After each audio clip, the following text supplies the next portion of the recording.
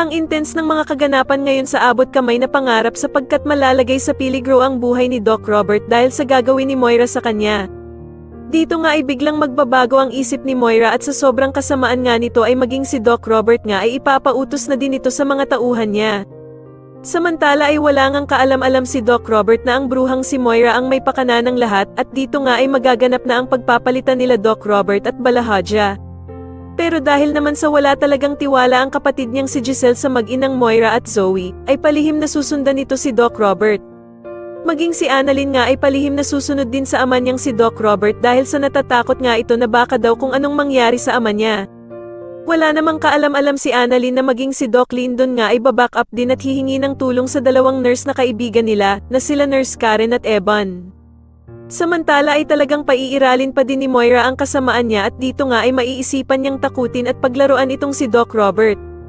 Wala namang kaalam-alam si Doc Robert na ang kausap niya na pala sa cellphone ay ang bruhang si Moira dahil nga sa iba ang boses nito sa call nilang dalawa.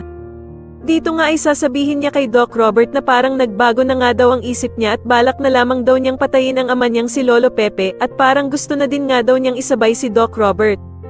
Laking gulat nga ni Doc Robert nang makita niya ang laser ng baril ng tauhan ni Moira na nakatapat na sa kanyang katawan. Sa kabilang banda naman nang makauwi naman si Doc Carlos ay bigla niyang makikita ang kotse ng anak niyang si Harry, kaya naman ay agad na magtataka ito kung ano ang ginagawa ng kanyang anak sa bahay nila. Wala namang kaalam-alam si Doc Carlos na nakatitig na pala sa kanya si Lynette sa gilid subalit hindi nga ito makasigaw dahil sa nakabantay sa kanya ang mga clown na tauhan ng bruhang si Moira.